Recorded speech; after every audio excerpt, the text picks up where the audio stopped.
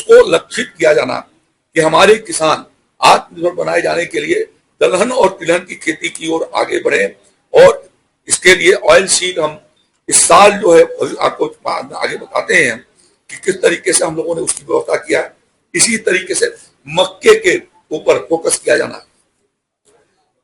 आप जानते हैं कि अब पेट्रोल में 20% इथेनॉल मिलाए जाने का भारत सरकार ने निर्णय कर रखी है।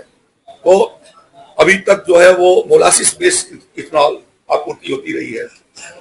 अब मक्के का इथेनॉल मोलासिस से के तुलना में ज्यादा उसके भीतर इथेनॉल का परसेंटेज आती है।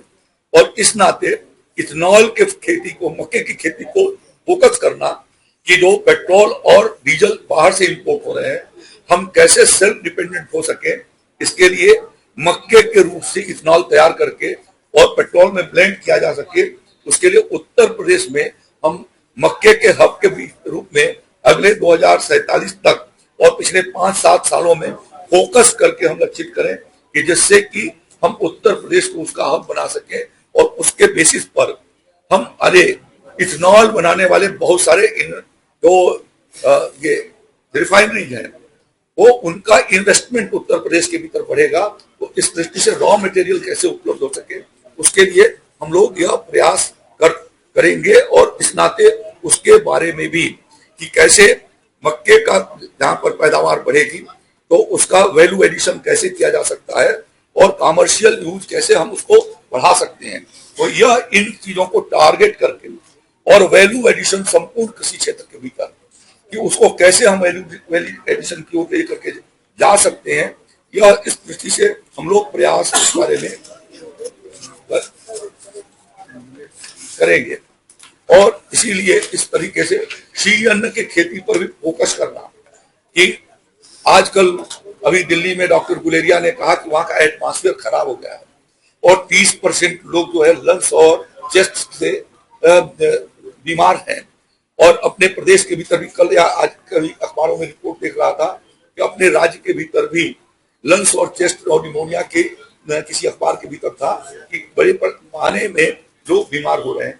तो स्वाभाविक है कि जो सजेशन आए थे कोविड काल के भीतर कि श्री अन्न का उपयोग हमारे भीतर जो है वो रेजिस्टेंस कैपेसिटी डेवलप करता है और साथ साथ में जो न्यूट्रिशन हमको मिलना चाहिए वो मिलती है। और इस नाते योगी आदित्यनाथ जी की सरकार ने श्री अन्न पुनरुद्धार योजना 5 सालों के लिए प्रारंभ किया। त्वरित मक्का विकास कार्यक्रम इसीलिए हम लोगों ने प्रारंभ किया। तो ये कोशिश हम कर रहे हैं कि इन सभी चीजों के बारे में उनसे सुझाव प्राप्त कर सके। और अब की बार हम लोगों ने तिलहन की खेती को बढ़ाया जा सके, इसके लिए बड़े पैमाने पर हमने मिनी किट देने के फैसले और दलहन के मिनी किट देने के फैसले किए, जिसके भीतर 8 लाख मिनी किट हम लोग इस साल वितरित कर रहे हैं दलहन और तिलहन के।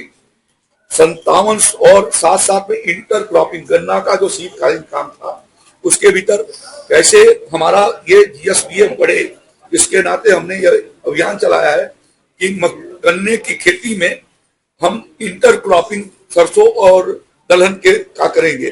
और इसके लिए हम लोगों ने 5700 कुंटल सरसों के बीज उपलब्ध कराए हैं कि जहां पर इंटर क्रॉपिंग का जो किसान गन्ना लगा रहा है वो लेना चाहेगा तो निःशुल्क उसको उपलब्ध करा रहे हैं।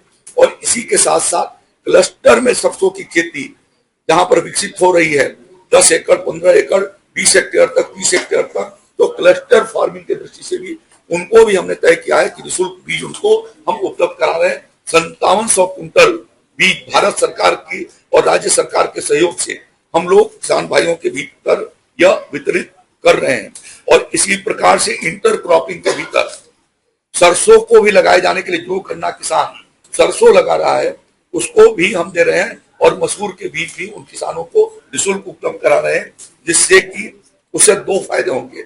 एक तो उसकी अतिरिक्त आमदनी बढ़ेगी और साथ साथ में ये ज्यादातर जो है वो पश्चिमी उत्तर प्रदेश के भीतर शीतकालीन गन्ना लगाई जाती है लगभग 2 लाख हेक्टेयर के भीतर, और पूर्वी उत्तर प्रदेश में जहाँ लगती है हम लोगों ने उनको चिन्हित किया है किसान भाइयों को, और उनके खेत में हम मसूर या सरसों ये इसकी इंटर क्रॉपिंग हो सके, जिसका हम लोगों ने कैसे $1 ट्रिलियन इकोनॉमी की ओर बढ़ सके उसके प्रयास प्रारंभ किए हैं।